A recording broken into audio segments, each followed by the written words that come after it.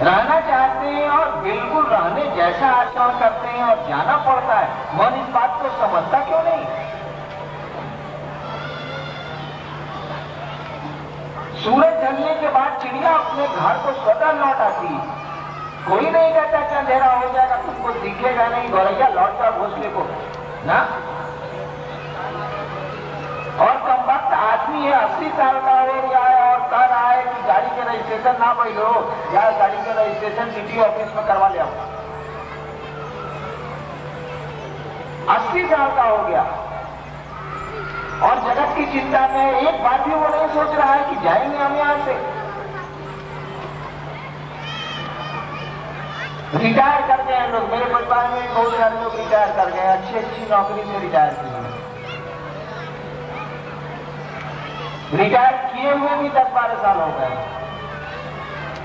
और मुझसे ज्यादा परेशान है मेरे धन के लिए वो लोग, मुझसे ज्यादा परेशान है घर के लिए वे लोग।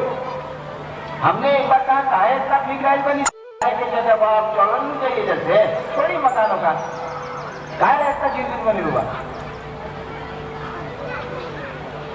कम वक्त चिड़िया को भी शाम होने के पहले ये पता होता है कि अंधेरा हो जाएगा, कैसे लौटेंगे घर को।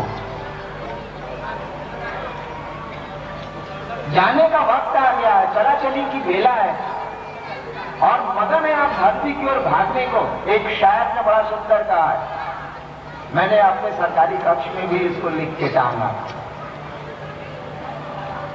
एक शायर ने कहा नजर सुए कदम सुए मरकत। एक शायर ने कहा कि कदम सुए मरकत, सुए मन तरफ, हमें क्या जो आंसू उजाले हुए हैं कि हम दो अंधेरों के पाले हुए हैं, सु मन तरफ। कदम सुए मरकत, पांव बढ़ रहे हैं कब्र की ओर, मतलब मन कब। कदम सुए मरकत, पांव बढ़ रहे हैं मौत की ओर, कब्र की ओर। नजर सुए दुनिया, कदम बढ़ रहे हैं कब्र की ओर और आगे देख रही है दुनिया की ओर। चल रहे हैं पूरब, आगे देख रही है पश्चिम। कदम सुए मरकत, पांव बढ़ रहे हैं कब्र की ओर। नजर सुए दुनिया, कहां जा रहे हो, किधर देखते हो? भाई जिधर चलिएगा उधर देखिएगा कि नहीं देखिएगा। यातायात का ऐसा ही नियम है ना, ट्रैफिक रूल्स ऐसा ही है ना। कदम सुए मरकत, देखिए इंसान की स्थिति।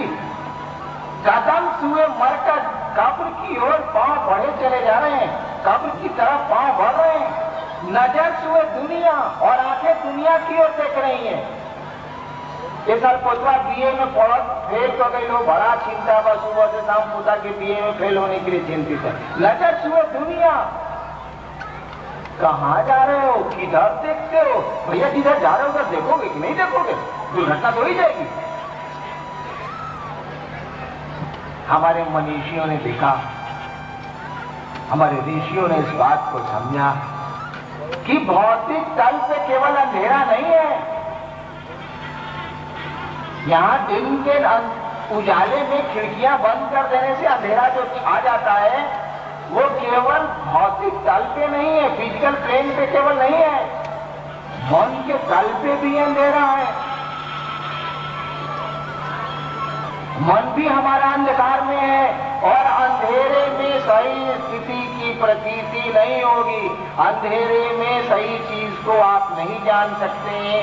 सांप को रस्सी समझ लें तो कमबख्त काट खाएगा और रस्सी को सांप समझ लें तो भागने की प्रक्रिया शुरू हो जाएगी। दोनों स्थिति ठीक नहीं है।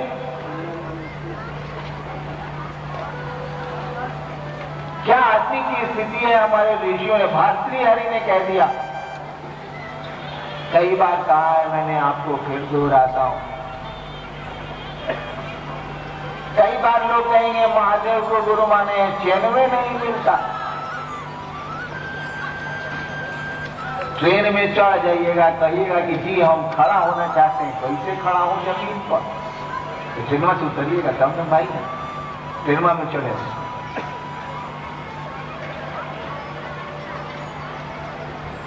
भोग हम लोग नहीं भोग रहे हैं, भोग आ जा रहे हैं। हम लोग सुख कहाँ भोगते हैं? सुख में हम लोगों को भोगता। और मन जब राजा होता है तब नो आराम, मनवा गुलाम होगा तो आराम। हम लोग कपड़ा कहाँ पहनते हैं? कपड़े हम लोग के मन को गुलाम किए हुए। हम लोग मकान कहाँ बनाते हैं? मकान में हम लोग को धर लेता है। जूता कहाँ आप खरीदते हैं? जूते हम लोग को धर लेता है। वह मालिक हो जाता है, हम लोग नौकर हो जाते हैं। हम लोगों के भोग के साधन हम ही को गुलाम बना लेते हैं। और जब भी गुलाम होते जाइएगा ना तो कष्ट बढ़ेगा, स्वतंत्रता छीन जाएगी, सुख खत्म हो जाएगा, शांति खत्म हो जाएगी। भर्तृहरि कहते हैं कि भोगा न भुगता वैमेव भुगता, गोरखनाथ के चेला। भोग को हम लोग कहाँ भोगे? अपने भोगा आ गए। इधर मैं बड़ा निश्चिंत था, 3-4 साल पहले मैं एक स्कूटर खरीद लिया, लाइट ना लगा 100 रुपये। जब से खरीदा हूँ स्कूटर मेरे लिए हेडेक हो गया। वही मेरा मालिक, परेशान रहता हूँ कि कोई उठा के नहीं ले जाए उसको। स्कूटर अपने आराम के लिए मैंने खरीदा था, अब स्कूटर के आराम के लिए मैं जीता हूँ। मकान आप अपने सुख के लिए बनाते हैं, जीवन भर उसके सुख के लिए अब आप रहेंगे। वो तो बन गया, अपने सुख के लिए बनाया था ना आपने, हमने। जीवन भर उसी मकान के सुख के लिए जीना पड़ता है आदमी को। ऐसा नहीं है कि भोग गलत है। मैं पटने में सरकारी निवास में रहता हूँ, टेलीफोन सरकारी, गाड़ी सरकारी, ऑफिस में पंखा सरकारी, कारपेट सरकारी, टेबल सरकारी, कुर्सी सरकारी। लेकिन मोह कहाँ होता है? मेरी अपनी कलम खो जाए तो मन घोर हो जाता है, सरकार की कलम टूट जाए तो मन कुछ भी घोर नहीं होता। नाजिर बाबू कलम कीन के लेते आइएगा, साला कलम खराब हो गया। देखिए भोग तो उसी का भोग रहे हैं ज्यादा। अपनी कलम से हम लोग कहाँ लिखते हैं, पॉकेट में पड़ी रहती। भोग भोग रहे हैं सरकारी कलम का, और उसके खोने पर कोई दुख नहीं होता, उसके खराब होने पर कोई चिंता नहीं होती है। आराम तो उसी से मिल रहा है। मैं विगत 9 वर्षों से ऑफिस फ्लैट में रह रहा हूँ, बिहार सरकार का मकान है। 5 को 6 को 10 को फोटो में महादेव का और ईसा मसीह का और काबा मदीना का टांगे हुआ हूँ। मेरे ड्राइंग रूम में अधिकांश लोग गए हैं, देखा है उन लोगों ने। मेरे पिताजी ने भी मुजफ्फरपुर में मकान बनाया है। एगो कांटी ठुकिएगा है साहब, कलेजा में कांटी घुसेगी, कलेजा में। हे मकान के दीवार में छेद हो जाएगी, का कोयला तू। अगर मेरा बच्चा लिख दे पेंसिल से मेरे पिताजी के मकान में ना, तो मुझसे भय ना हो तो गोलियां चल जाए, कलेजा फट जाएगा। मेरे मकान के दीवार पर किसी ने लिख दिया, हो बाप जुल्म हो गया, पुजारा कराना पड़ेगा। उस साला मकान किसके काम के आ रहा है?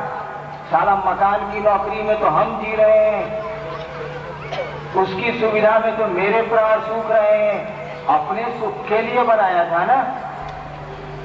और जब भी मन गुलाम होगा दुख किसको होगा? ऐसा नहीं है कि भोग से भोग में गलती है। शिव भोगाधिपति कहे जाते हैं, भोग के अधिपति कहे जाते हैं। भोग देते हैं वो, लेकिन भोगने के लिए देते हैं, भोगाने के लिए नहीं देते वो। कपड़ा आप पहनिए भाईजान, कपड़ा आपको नहीं पहने, कपड़े के लिए आप जिंदा नहीं रहिए, कपड़ा आपके लिए जिंदा रहेगा। भर्तृहरि कहते हैं भोगा न भुगता वैमेव भुगता। भोग को हम लोग कहाँ भोगे? अपने भोगा गए। तृष्णा न जीर्णा वैमेव जीर्णा। इच्छाएं कहाँ पूरी हुई? खुद ही हम पूरे हो गए। इच्छाएं तो वैसी की वैसी रह गई है, और फल प्रतिफल जवान होती चली गई, इच्छाएं बढ़ती चली गई रक्त बीज की तरह, अपने पूरे हो गए। तृष्णा न जीर्णा वैमेव जीर्णा। तपा न तपता वैमेव तपता। हम लोग तप कहाँ किए? अपने तपा गए। हम लोग नमः शिवाय थोड़े करते हैं, नमः शिवाय हम लोगों को करता। किसी को कहिएगा भाई साहब गुरु चर्चा है सीतामढ़ी में, चलिएगा नहीं रघुनाथ कॉलेज में, क्या एक मना करने छिप चल भाई। उस ससुरा को मलबे धर लिया है, माला नहीं धरा है। नमः शिवाय ही उसको पकड़ लिया है, वो नमः शिवाय को नहीं पकड़ा है। भक्ति कहते हैं तपा न तपता वही नीम तपता। पूजा हम नहीं करते हैं, पूजवे सम्राट सब हम लोगों को करता है। भैया ऐसी गुलामी क्यों करते हैं आप? ऋषियों ने हमारे देखा कि आदमी की तो अजीब स्थिति है, मानसिक तल पे अंधेरा है। अंधेरा है यानी सही स्थिति का इसको भान नहीं है। ऋषियों ने कहा तम तो मां ज्योतिर्गमय, अंधकार से प्रकाश की ओर चलना है। मृत्यु निश्चित है, इसीलिए अमृत की ओर चलना है। मृत्यु और मां अमृत गमय। और क्या है?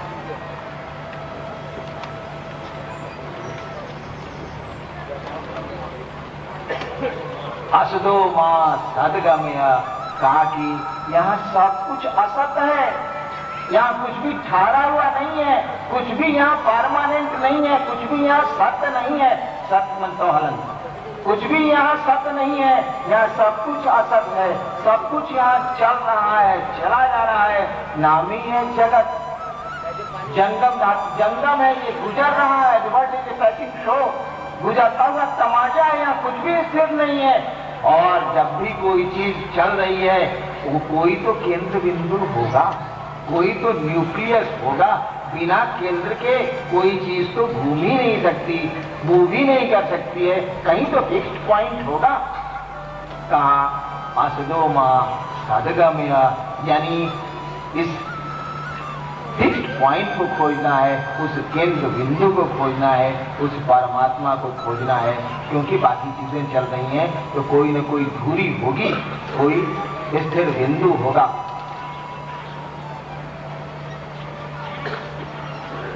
इन चीजों के लिए गुरु की बड़ी आवश्यकता है। अंधकार से प्रकाश में स्वयं जाना बड़ा कठिन है। मैंने शिव को गुरु बड़े अविश्वास, बड़ी अश्रद्धा में माना था। जिनकी चर्चा में मैंने कहा है मैं झूठ कम बोलता हूं, क्यों बोलूंगा, जरूरत होगी तब। मैंने शिव को बड़ी अश्रद्धा, बड़े अविश्वास में मैंने शिव को गुरु माना था। 8 साल तक मैंने वाच किया और 1982 में जब मधेपुरा में मैं पदस्थापित था, वहां दंडाधिकारी था जिले में, तो 1982 में मैंने इक्का दुक्का लोगों को कहना शुरू किया कि हे महादेव को जरा गुरु मान के देखिएगा। और उन लोगों को कहना शुरू किया, जब मैं सहरसा जिला स्कूल में विद्यार्थी था बहुत पहले, तब उन लोगों के साथ अस्मा की श्मशान की साधना में जाया करता था। वो लोग उस समय हमसे बहुत ज्यादा उम्र के थे। तो जब मैं वहां पदस्थ विद्यार्थी था तो उनके साथ श्मशान जाता था। और जब वहां पदस्थापित हुआ मैं 1982 में, तबादला होकर जब मैं मधेपुरा गया तो उन लोगों से मिला, उन लोगों से जिन लोगों के साथ बचपन में मैं श्मशान जाया करता था सहरसा में या मधेपुरा में, और उन लोगों को मैंने कहा कि भैया जरा महादेव को गुरु मानिएगा। और 82 से लेके 85 तक मुश्किल से कुछ लोगों को कहा, एक आदमी यहाँ है उस समय के।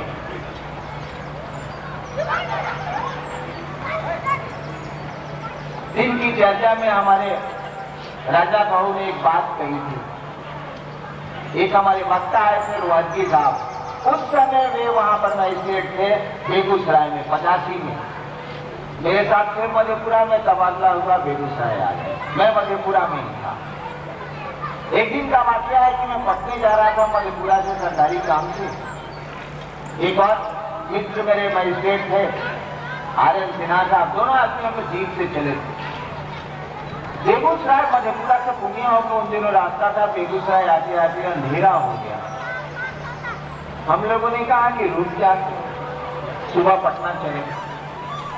बेगूसराय में रुकने के लिए बड़ी अच्छी जगह थी, गायकी वदगी साहब वहीं पदस्थापित थे, सरकारी निवास भी था उनमें। हम लोगों ने शाम में इनको ढूंढा, मालूम हुआ कि सिनेमा मजिस्ट्रेट है, सिनेमा के इंस्पेक्शन में निकले हैं। हम लोग भी कहा कि चलिए बढ़िया मौका है, सिनेमा हॉल में चलते हैं। दोनों मजिस्ट्रेट हम लोग चले गए सिनेमा हॉल। ये मिल गए, बड़ी प्रसन्न हुए कि मधेपुरा से हमारे बिल्कुल लोग आए। फिर आ जाइए डेरा। रात में हमारे साथ जो मजिस्ट्रेट थे आर्यन सिन्हा साहब, उन्होंने कहा कि हम जा रहे हैं जरा अपने ससुराल, उनका वहीं पर ससुराल था, वो जीप लेके चलेगा, हम ले जाइए सुबह आ जाइए। उस डेरे में बच गए हम और रोहतगी साहब। परिवार उन दिनों भी इनके साथ नहीं था, आज भी पटनई में सर्विस करती हैं पटनई में। तो ये तनहा से चपरासी 11 बजे रात में बोला कि सर हम अब जाते हैं डेरा। चपरासी खाना वाना खिला के 11 बजे चला। पहले हम लोग निशाचर ज्यादा थे, रात में ज्यादा जगते। पुराने गुरु भाई इस बात को जानते हैं कि शाम में हम लोग बैठे, सूरज सुबह निकल गया। अब ऐसी आदत नहीं है। करीब 2:45-2:30 बजे तक हम लोग बातें करते रहे। उस समय ये गुरु भाई हो चुके थे, शिव से हो चुके थे।